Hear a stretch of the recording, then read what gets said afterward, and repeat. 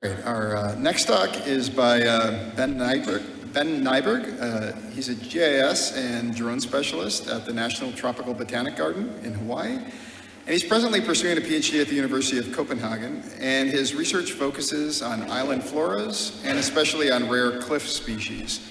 Today he'll speak on a conservation airlift, applications of drone technology in plant conservation. Ben?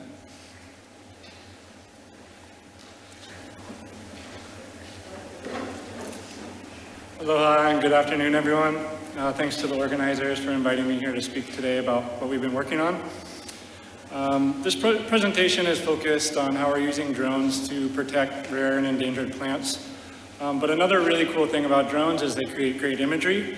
So before I get into the technical side of things, I'd like to start by bringing you into some of the special and sacred places where we work.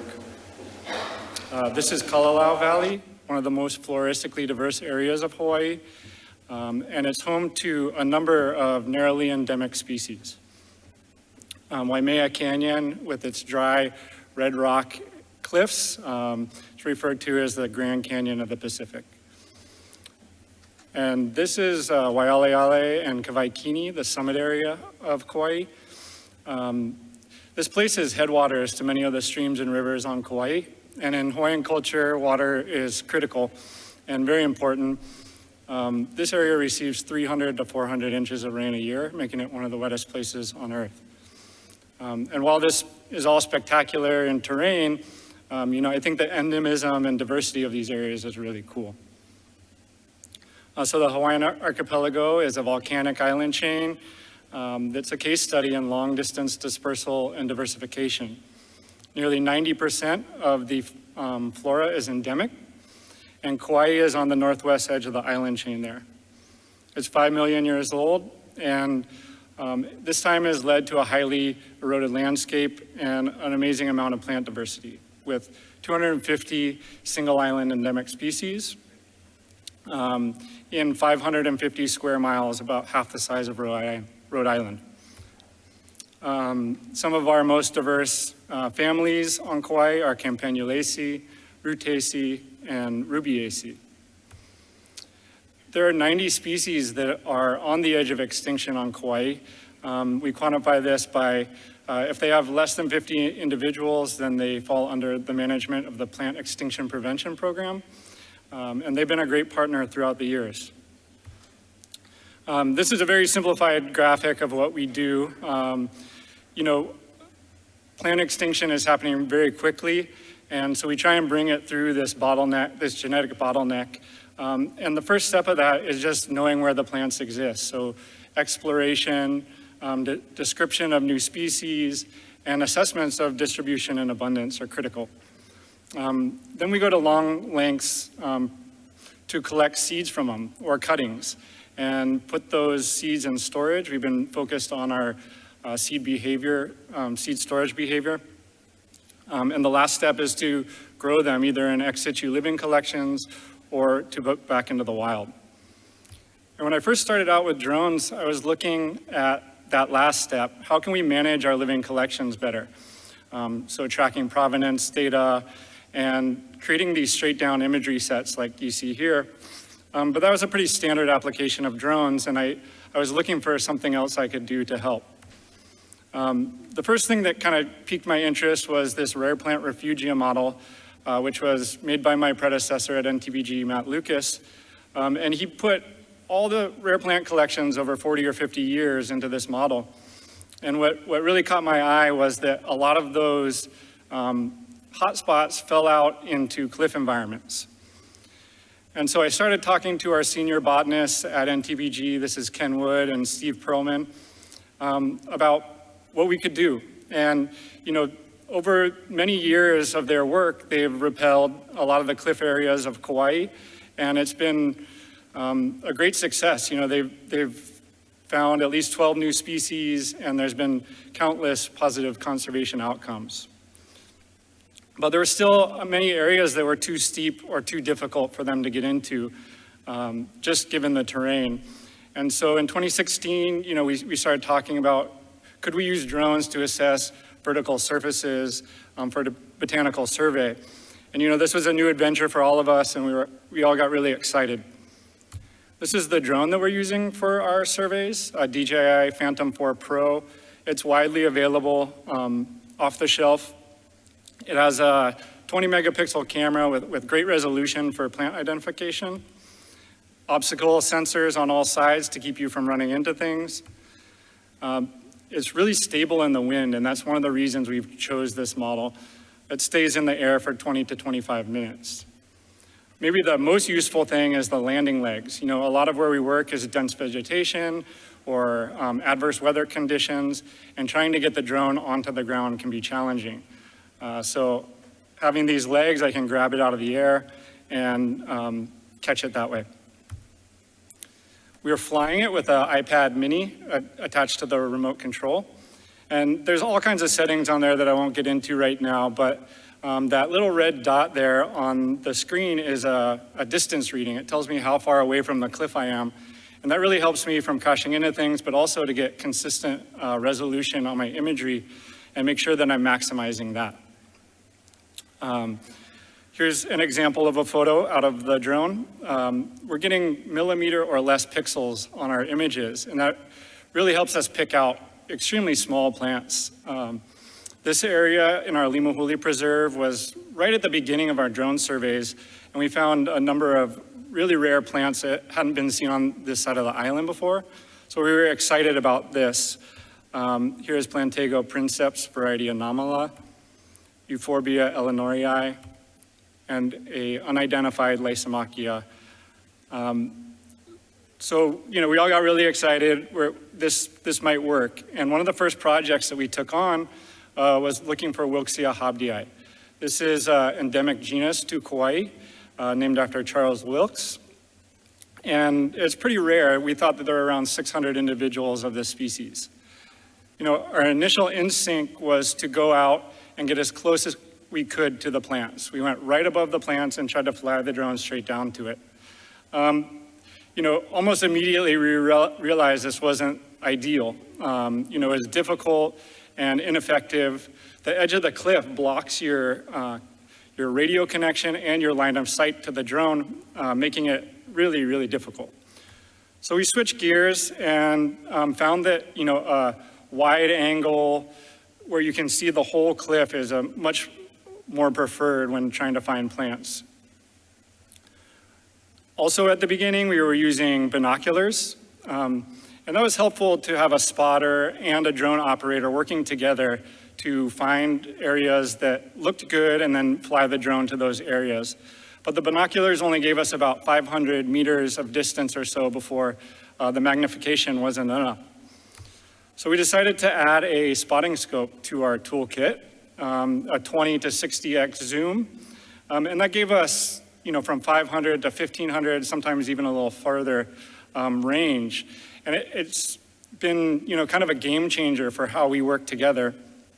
We look for indicator species on the cliff that can guide us into patches of good habitat. Here's Wilkesii habdii through the spotting scope. The spotter can find the populations, and then I'll fly up to it and get really close and count all those individuals. Here's another Wilkesii habdii photo straight out of the camera. We collect 300 to 400 images a day, so there's a lot of stuff to pour over when we get back into the lab. But I manually classify these images and circle all the plants. For every day in the field, I usually spend another day in the office squinting at the computer, and I'll do the first pass and then bring any questions to the more senior botanists around. We would like to explore AI or some automated classification schemes, but we haven't gotten there yet. So the way I keep all of this information organized is Adobe Lightroom. That's where I do my tagging and organization. It's great because I can organize the information by species, by field day, or even by geographic location. There's maps built into the package, but I prefer to take it out into GIS software. So here I've symbolized the Wilkesii points in green, and I can see where they fall out on the cliff. I also put them on 3D web maps, which then can be moved around, shared with other organizations that we work with. And you can zoom right in on the plants and click on a hyperlink to get a photo of that exact individual and examine it closely, look for seeds or other features so we can target specific individuals. Another cool thing that we've done is put the rare plant refugium model right under the plant points. And we haven't quantified this exactly yet. We're still working on that, but just with an eye test, it really looks like it's doing a great job of predicting rare plant locations. So here's Wilksia one more time. You know, we were just so surprised at the abundance we were seeing of this species. What started as 600, we now had 6,000, so a 10-fold increase in our estimated population. And that may shift our conservation management decisions for the species. You know, previously we may have tried to collect from each individual, but now we may think it's okay to just have a few collections from each subpopulation. A second project that we took on was Hibiscadelphus Woody Eye. This plant was found in 1992 by my colleague Ken Wood on ropes in Kalalau. And it was described from just 4 individual plants. 3 died in a rock slide and 1 held on until 2011. But when it died, we thought we had lost the species. So this was a candidate that we wanted to see if we could refine. And we got a project and started looking. You know, this is extremely difficult terrain to work in, and another challenge is weather. Drones don't like clouds or rain, so that's a major limitation of this technology. It was a real needle in the haystack type search. We spent many days scouring these cliff areas, and I just wanted to show this video so you got an idea of the kind of habitat that it grows in. We found 1 individual with still photo, and then follow-up surveys uncovered 3 additional. So really exciting development to rediscover this species that we thought we had lost. Here's a close-up photo of it. So quick summary, I won't go through line by line, but I just want to talk about the impacts. You know, these are all critically endangered species, and in some cases we've doubled, tripled, or, you know, in a few, 10 times the number of individuals than we thought before. So, you know, we found that drones can be highly effective and efficient for exploration and discovery in difficult terrain. But now what? You know, we found these plants in the middle of a cliff, and it's great to have that knowledge, but maybe difficult to get anywhere close to them. So one thing that we did was just go back to the previous rappelling methods that we had been using before. And the drone has been helpful just in day-to-day operations with that. So we'll use the drone to select a helicopter landing zone or figure out how we can get close to the plants above. We also select tie-in points, whether it's trees or large boulders that will help us line up correctly and get right down to the specific individual that we'd like to get to.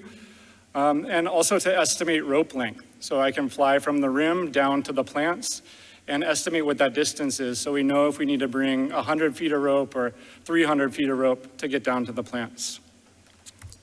Another species I'd like to highlight is Lysomachia scopulensis. This was thought to be a very narrow endemic just from Kalalau and down to 1 or 2 individuals remaining.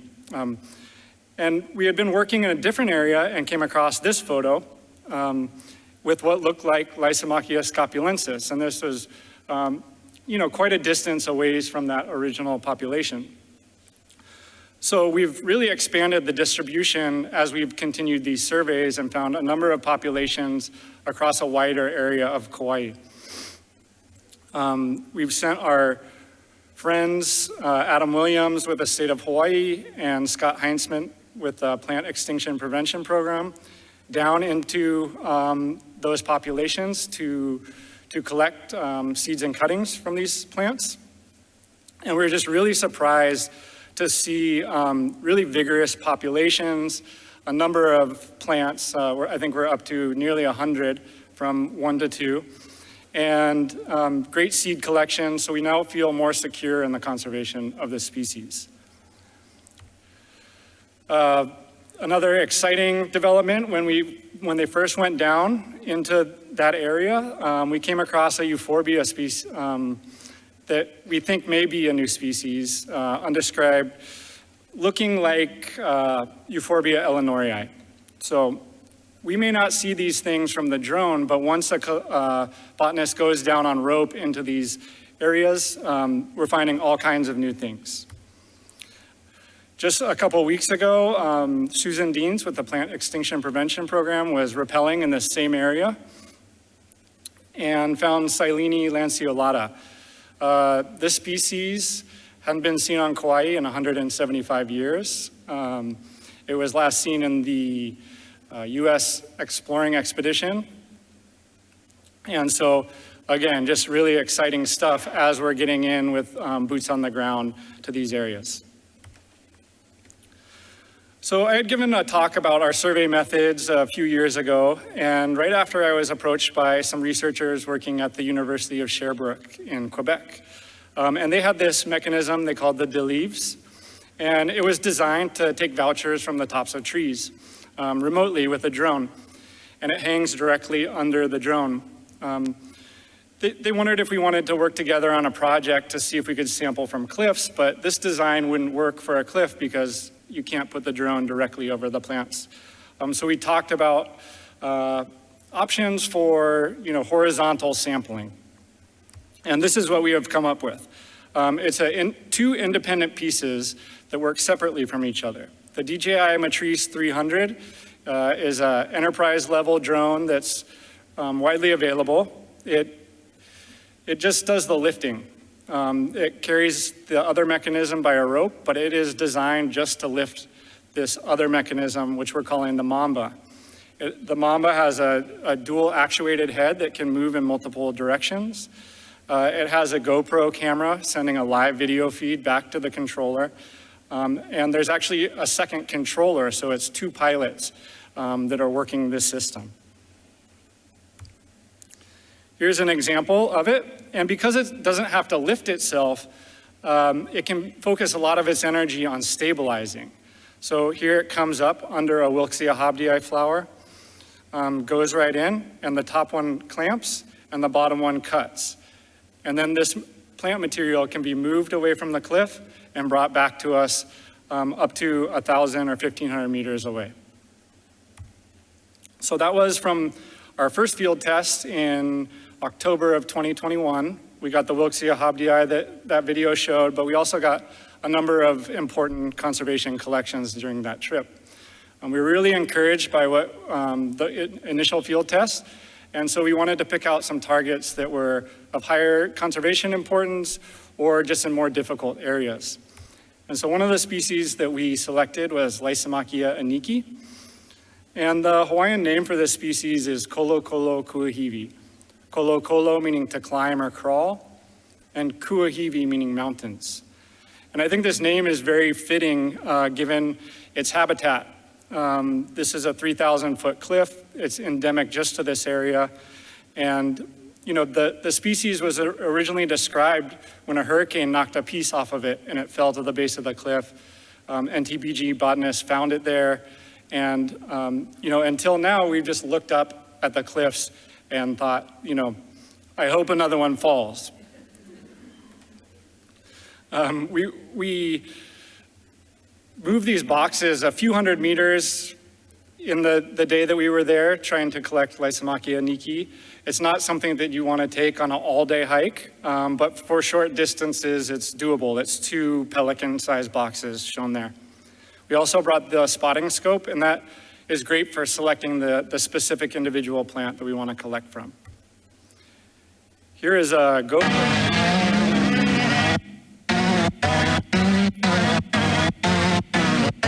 It's lagging, I'm sorry.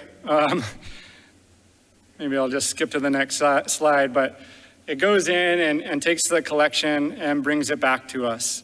And it can drop it into our hand and go right back up and take another collection.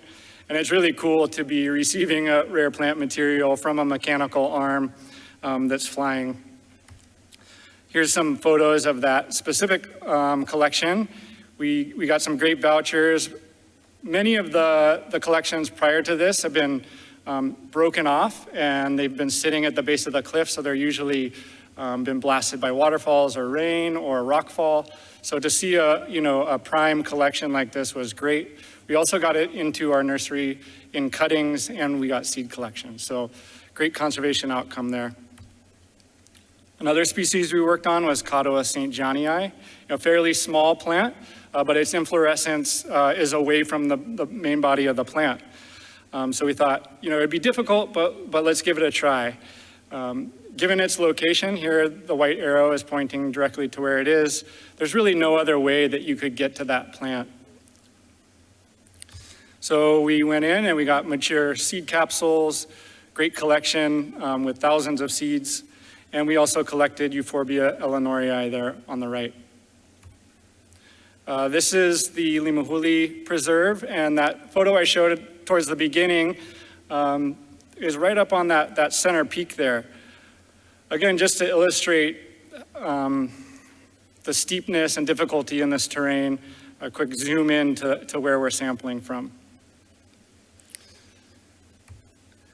Some of these collections include Plantago princeps variety anomala and Euphorbia eleanorii. But what happens if you don't know what you're looking at from the drone photos? This area of Waimea Canyon is extremely steep, and the dry, crumbly rock makes it difficult to move around. And that was the case of what happened here with this plant. We pulled in this photo from the drone and couldn't ID this plant. So we sent the cutting mechanism out to make a collection. Here it goes in, again from underneath, takes a cutting and moves away from the cliff surface. And this is the most exciting part, when you realize that you've made a collection from that plant, and then you see the plant and the cutting mechanism making its way back to you. Again, 1,500 meters away, it takes a little bit of time, but then when it gets to us, we were really surprised to see this violet Isodendron Pyrifolium. And this species was thought to be extinct for about 150 years. It was found in the late 90s on the Big Island of Hawaii, and recently discovered again on Oahu. But this represents the first time this plant has been collected on Kauai. So follow-up surveys, we found a few more individuals, so exciting find there. Again, back in this same area, we found a hot spot again where people hadn't looked. And we had another mystery, this plant right in the center. We got a second photo that gave us a little more information, and it looked like a Shedia, which is endemic to the Hawaiian Islands. And when we got the cutting and brought it home, we didn't recognize it. It had this big flower with petals, and it was pretty hairy. So, it didn't look like any other Shedia that we had seen before. So we think that we have another potentially undescribed species of Shedia with a voucher and cuttings in our greenhouse. Follow-up surveys on this species have uncovered at least 120 to 130 additional individuals. So it may not even be that rare, but it just that people haven't looked in that area before. Quick summary of some of our collections. Each of these populations each of these collection events represents a subpopulation that hasn't been in ex situ conservation before. So we really boost the genetics of our collections through these collections. And so, we can now collect plant material remotely. This seemed like sci-fi even 5 years ago, and it's now become a reality. It's really an amazing piece of engineering, and I'd like to tip my hat to the team at Dji Leaves in Quebec. They did all the engineering on this, and it's really incredible. But that does leave us with one more step in the conservation life cycle, and that's propagation. This is especially timely conversation with more extreme storms, more frequent. We're seeing a lot of landslides and really heavy rainstorms that cause damage like this in our Upper Limahuli Preserve. When these landslides happen, we're really worried that invasive plants may colonize these areas and further degrade the habitat. So we put in a project to explore spraying a hydromulch mix out of agricultural spraying drones. This is still in process, but many organizations have been working on seed balls or seed pods. But we think for more vertical bare rock surfaces that a slurry with tackifier may be a better solution. Two challenges that we're facing with this is there's a lot of FAA regulations when spraying something out of a drone. Also is our seed supply. We don't keep stocks of native seeds in the amount that we would need to be spraying them out of a drone. So we're hopeful that that will come along and in the next year or two. Hopefully that's illustrated just how effective some of these new tools can be in assisting with plant conservation.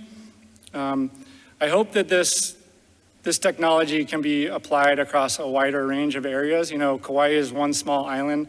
We're seeing it really work. I'd love to see it in additional areas. So I'd just like to say mahalo to all my mentors and friends that I work with. And I think I have a few minutes for questions.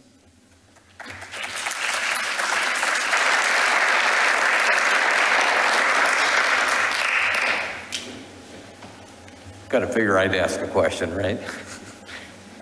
It is definitely a new Sheetia, but we want to know whether it's the origin of hybrids between Apopremnos, which you found near there, and something else. And I think a DNA sample's been sent to Oberlin, right? Yeah, we're working on it. To me, that completes the circle of a new frontier of plant collecting and exploration and the science behind it.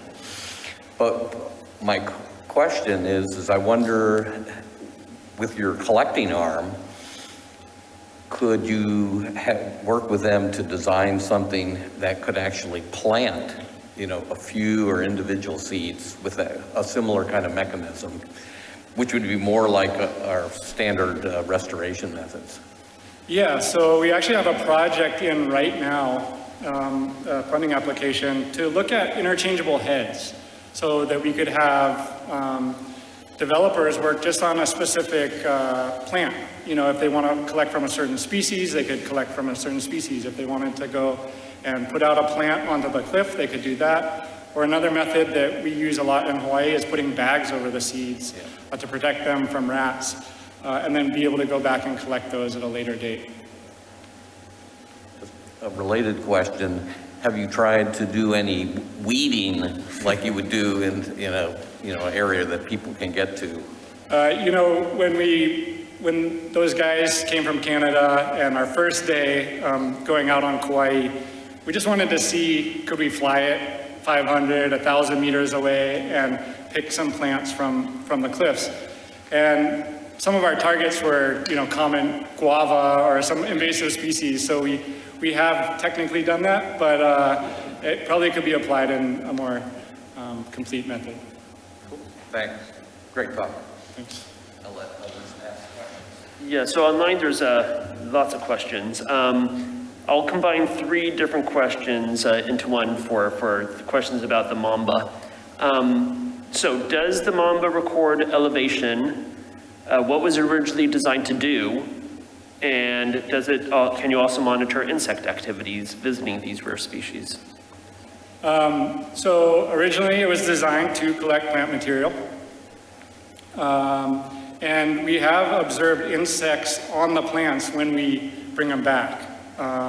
So, that's just sort of a side benefit that we've realized, but I think it could be applied, and maybe that's where that interchangeable head could come into play. And then there was another part of that And question. elevation, are you recording elevation? Oh, yeah. So the Mamba has a GPS unit on it, so it takes an exact location and elevation reading every time that the cutting mechanism is triggered. I have more, but go ahead. Hey, I was just curious, like, what primary invasive species are some of the worst for those cliffs, just because they're such a dramatic, like, landscape? We see a lot of Kalankoi pinnata, ginger in wet areas. Hibiscadelphus is really a bad cliff-dwelling invasive species. Is invasive management, or is there an approach somewhere that the Botanic Garden is trying to flush out in addition to this work, or how do you navigate that? Yeah, we do have preserves, and we have teams of people that work on eradication of invasive weeds. But, you know, cliffs are really the hardest place to access, so we haven't really explored too much what we're going to do about the cliffs.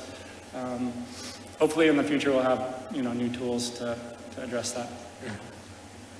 Yeah, one more question here. There's plenty, but I'll ask this one from Cindy, and it's the exact same question I had. Rare plant poaching, can people start poaching using this technology, and is there regulations of using drones in this area? Certainly with any tool, you know, it can be used for good or bad. And I hope that whoever picks up this new technology uses it responsibly. We're usually just sampling 1 or 2 individuals across a population. But yeah, there is a lot of potential for nefarious uses. Yeah, have there been, or do you see if there is an application for the drones working in the cliff area for the control of invasive species? We don't have any current funding applications in right now for that. But the interchangeable heads, I think, will provide, you know, a platform for other people to work on a way that invasive control could be applied.